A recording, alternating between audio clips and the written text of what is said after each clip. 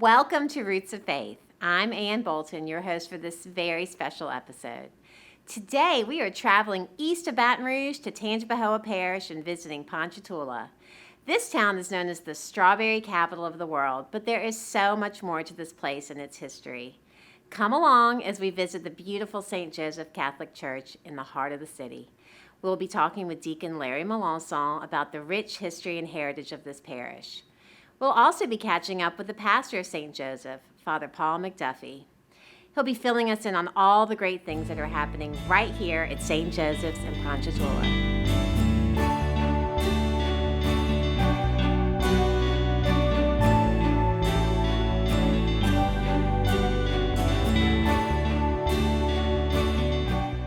I'm here today with Deacon Larry Melanson, the church in Ponchatoula. Thank you so much for joining us. Thank you. Deacon Larry, I've been told, knows everything there is to know about the history of this church, so I want to kind of jump right in and talk about it. Okay. What I do know a little bit about the history of Ponchatoula is that it was settled by a man named William Akers, and he bought the property from the federal government, and he used it mostly for timber forestry. So do you know anything more about, after he was here, or did he found Ponchatoula? He did, but it was right before the Civil War when this town was incorporated, and it remained mostly a farming community and a timber community for most of the 19th century. Okay. And do you know anything about when the parish was founded? So you've got this timber community, you've got people coming in from different parts of the country to work in the timber industry. When did they realize that they were going to need a Catholic church for the community? Mass was being said in people's homes before the church was established. And then the first wood church that was built here was built in 1875. Father Scollard was our pastor, who was also a pastor of some of the other churches in the north end of the parish. And later when he died here, he was buried in a small cemetery next to the wooden church. And now the church that was built in 1927 is on top of the cemetery. So his grave is underneath the sanctuary of the 1927 church. Right. So from what I understand, Father Scollard was very busy and devout priest. He also founded the church in St. Helena. Is that correct? That is correct. And I believe he worked also in New Roads area as well. I'm not sure about that. Okay. But he was here, and he worked in Ponchatoula for several years, even after they had brought in a new priest. He still remains here to minister to the people. So, and he helped he founded the church, and then you had the church, the second church. Was he here when the second church was built? No, he had been deceased for several years before the 1927 church was built. Okay. Yeah. And so he was a priest for the Archdiocese of New Orleans. Yes, we had diocesan priests here from 1875 to 1890, and then we had Benedictines for the next 15 or 20 years until the Spanish Dominicans started here at our church in 1912. Right. So Archbishop Jansen's from New Orleans, from what I understand, was really struggling to find clergy to come and serve Louisiana. I think that the statistic was they had one priest for every 1,700 Catholics in Louisiana. And so he was determined not to have to bring his priests in from Europe. So he wanted to have educated priests in Louisiana, so he was looking to form a seminary. And he brought in the Benedictines from St. Meinrad, and they came down and they took over, they bought the property at Gessen. Yes. And what did they do there? Do you remember? They had a seminary there for the Benedictine priests, and of course they never actually had a big presence there. They ended up moving to Covington, where they're at now, north of Covington. Right, so that was the first prep seminary that wound up becoming St. Ben's, which I found fascinating. I had no idea that that's where it was founded. Yeah. But they weren't there very long, from what I understand, and decided to go to what they thought was higher ground over north of Covington instead. And it was called St. Joseph when he was here in Gessen. Yes. And then it remained that the name, and I think the contents moved to Covington. But then when the Dominicans came in, the name changed. Changed to Roosevelt, yes. It did. Yeah. But the structures remained the same. I think that they Yes, kept the yes. buildings there. Other structures were built after that, of course, to add on to that facility as that facility grew at Roosevelt. So when the Dominicans took over, is that when the second church was built? Second church wasn't built until 1927. We did have Dominicans here in the old wooden church from 1912 to 1927. And then the present, what we call the old church now, was built in 27. We had Spanish Dominicans up to 1938 before the American Dominicans took over. Right. And I had read that the Spanish Dominicans were needed back in Spain, Back in Spain because of the Civil War there. right, Yeah. which I also thought was pretty interesting. So can you tell me about the second church in 1927? It's a brick Spanish-looking church because there was Spanish priests there when they built it, of course, and it held about not quite 300 people. It looks really big, but the number of people that could actually attend mass inside the church was not much more than 300, and it was very ornately adorned with Spanish relics and Spanish saints and priests until Vatican II, of course, and the church was renovated then. Right. So it was dedicated by Archbishop Shaw, and it's still here today. Yes. So is it still used? It was used as a parish hall and for youth ministry for a while, but now we're renovating the church and we're going to have it as a weekday chapel and also use it for small funerals and small weddings and for adoration. That's the goal of what we want to use the old church for now. Wonderful. And that's the church that you were raised in? I was baptized there. Wonderful. I can tell you how long ago. We're just going to guess on that one.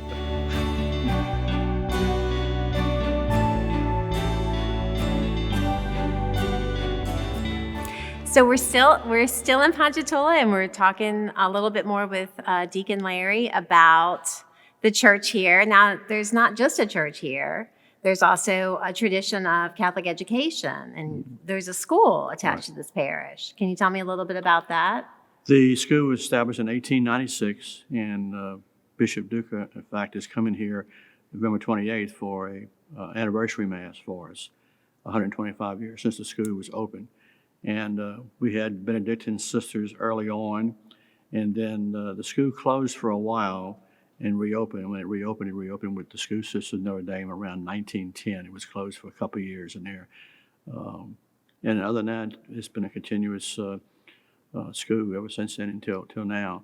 The School Sisters of Notre Dame left here in 1985, and Oh, wow. we've had lay principals and teachers since then.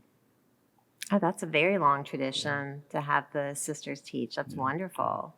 And we have about 500 kids in the school right now, from pre-K all the way up to 8th grade. All the way up to 8. That's great. So the school property is right next door to the Yes. old church. And it still remains there next to the old church. Right. But now you have a brand new church that's right down the street from the old church. Can you tell me about why they decided to build this new church and to move it off of the property? Well, the parish was really growing, and it really growed by leaps and bounds after Katrina, after a lot of people moved here.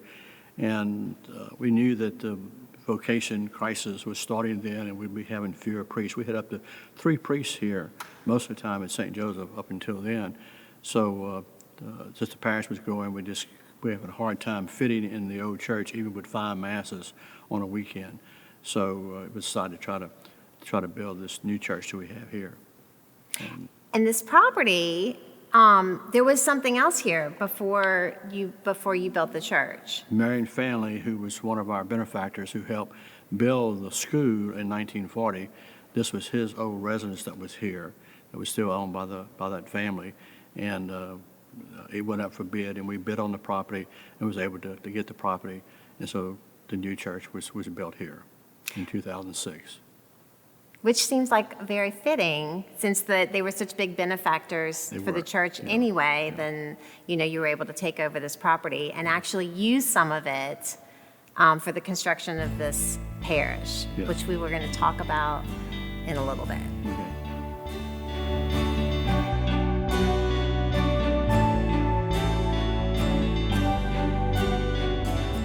So I'm here with the pastor of St. Joseph in Ponchatoula, Father Paul McDuffie. Thank you so much for Good to being be here. here. Good to be here. I just want to talk a little bit about you and who you are and where you came from. I think it's always interesting for our viewers to know more about our priests and our clergy. Okay. I grew up in Baton Rouge, spent my whole youth there.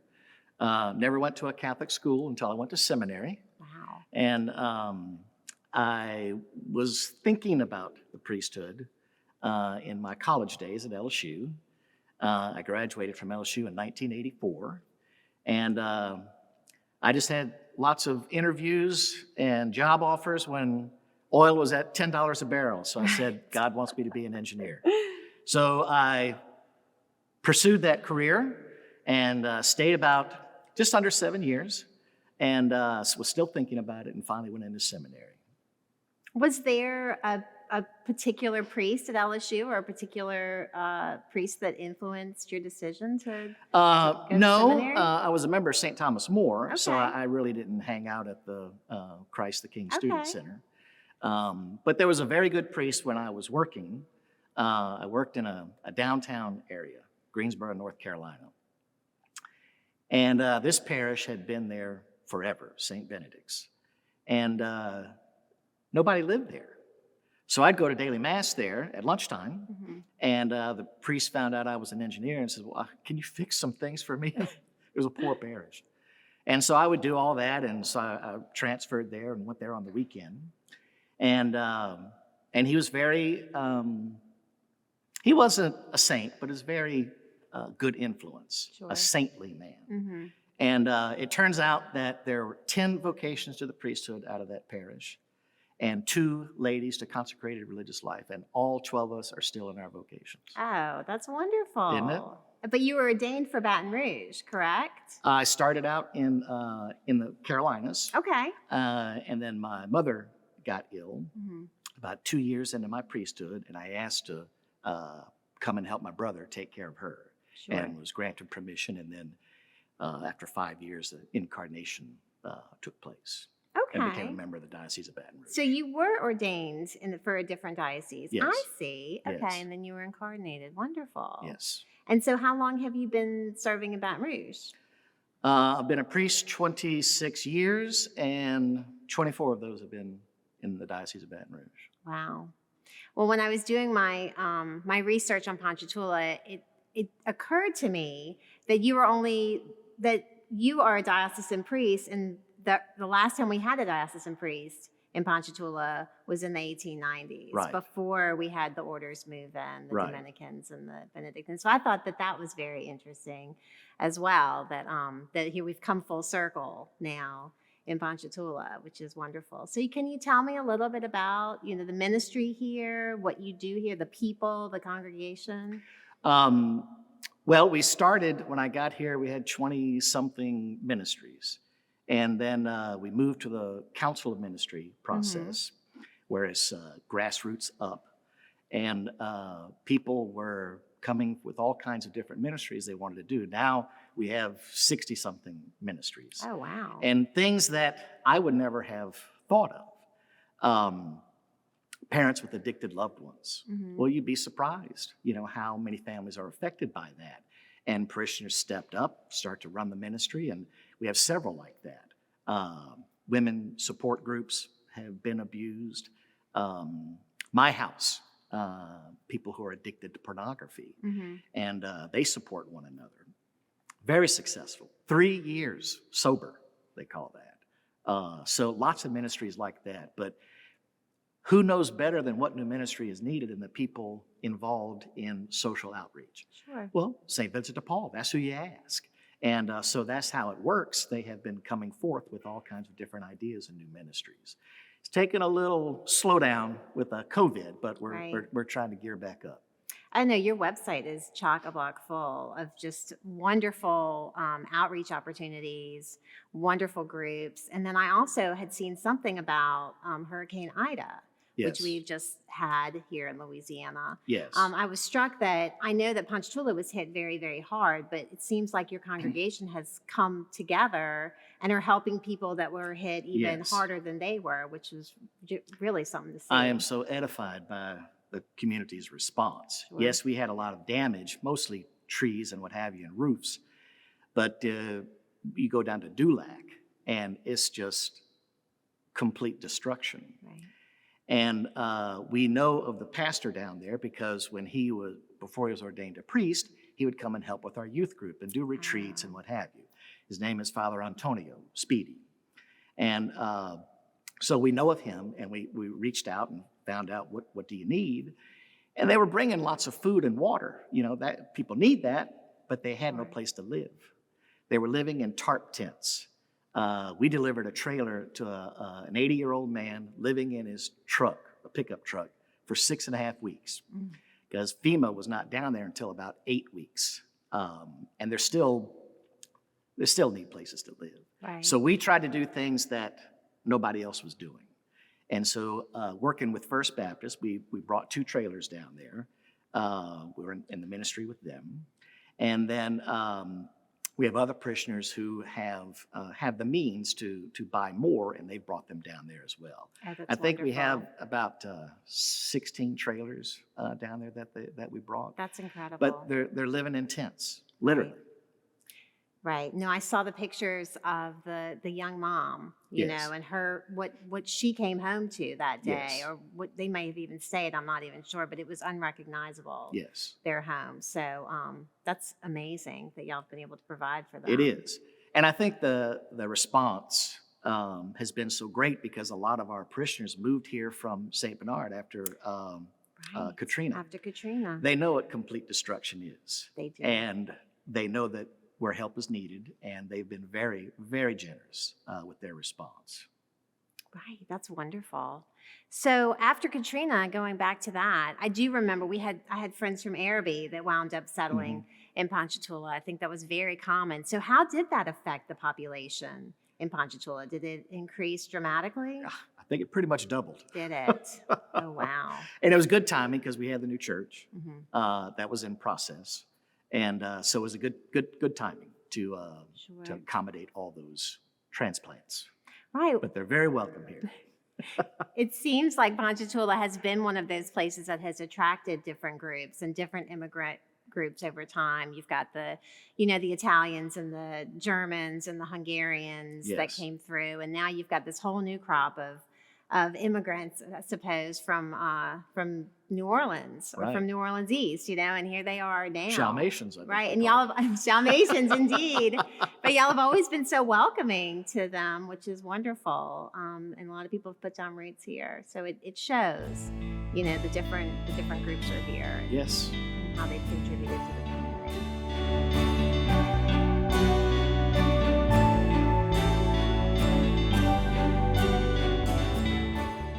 So we are here in this beautiful new church. We've been talking about the old church. Now we're in the new church, dedicated in 2006 Correct. by our former bishop, Robert Munch.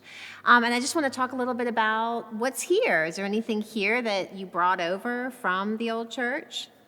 Yes, we have the original baptism font from 1875 when that church my. opened.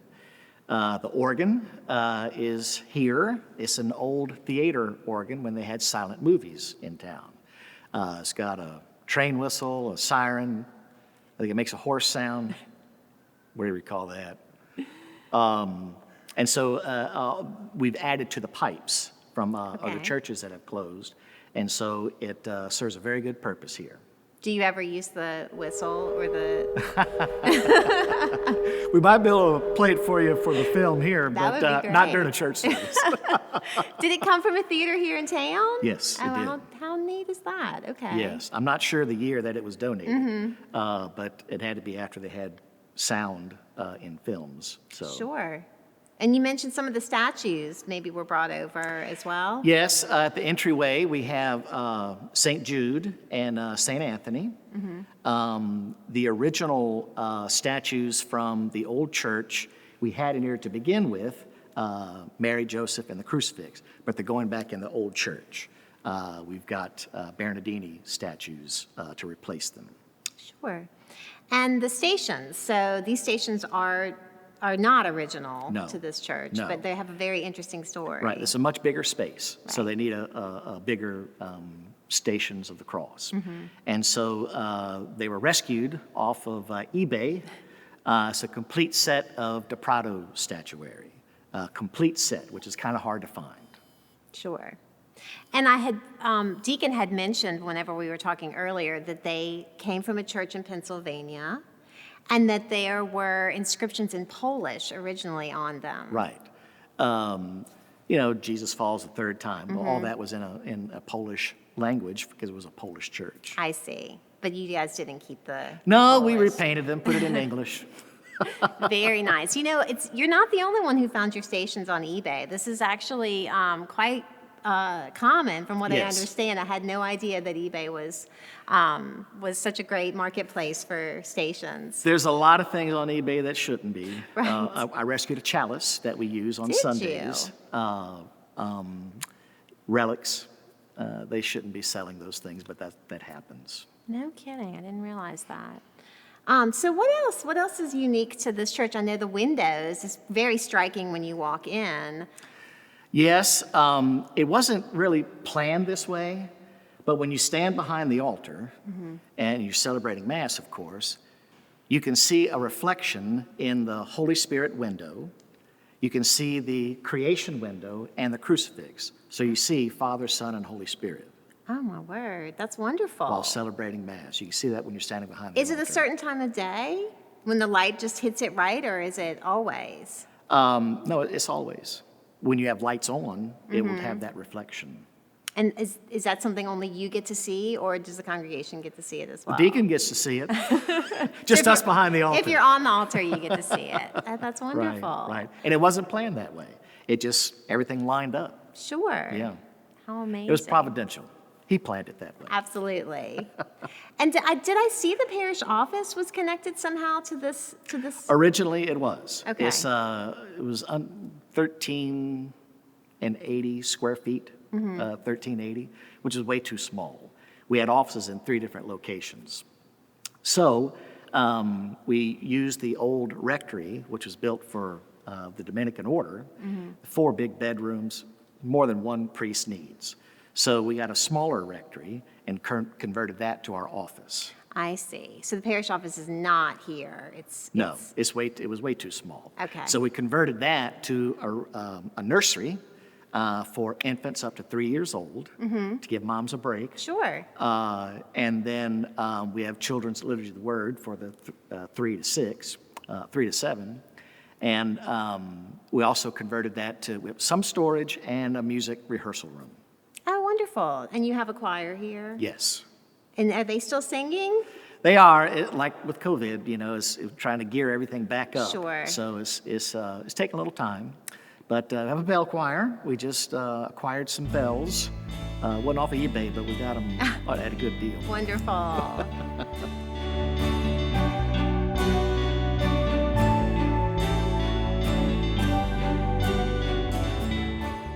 So something really unique in this church. Well, there's 2 unique things. One I alluded to earlier. This is the site of where the old family mansion was. Correct. And so you actually, when you purchased the property, you recycled some of the building materials from the mansion. Yes, And yes. what did you do with those? The front doors of the church and the entry doors to the nave part were all made by a contractor in our parish, Ronnie Perrin, and is cypress wood. And he fashioned those doors in his shop, and they're absolutely beautiful. They are beautiful. And they're exterior and interior, correct? Yes, correct. And another part of the wood that he rescued from that mansion, we made a confessional room, reconciliation room. And there's wood there. The screen and the kneeler and what have you is made from wood from that family mansion as well. Oh, wow. Is that all that you recycled from the family mansion? Was just the wood? There was a lot of wood in the pictures I had seen. Right. From that house. Right. The pews and all that, that's another factory that provided Sure, that for us. sure. And then there's one statue in particular in the back of the church, right by the doors, that is very unusual. Yes, it's Our Lady of Purgatory, and I've been throughout Europe and have seen paintings, but I never saw a statue of Our Lady of Purgatory. And so a gentleman in the area rescues religious items from all over the world, mostly Europe, where churches are closing. And so I've got his number, and when I saw that statue, we had that refinished and placed back there by the confessional. It's probably the only one in Louisiana, huh? It's the only one I've ever seen. Wow. I don't know how many statues there are, but it's the only one I've ever seen. And we're happy because it's the month of November, and that's when we had it finished, refinished, and put it up for display. Oh, great. Well, that's just one more unique thing to come and see Yes. here in Ponchatoula. I know that y'all are the strawberry capital of the world, so that's another claim to fame. But right here in Ponchatoula, this church is definitely worth checking out and coming to see. So can you tell me a little bit about when people can visit? What's your Mass schedule? We have Mass every day, Monday through Thursday at 8 o'clock. And then the offices open at 9 to 5. So if you want to come and see the church, you come get a key and can get in. We have Masses on the weekend, 5 o'clock on Saturday, 8 and 11 on Sunday. Wonderful.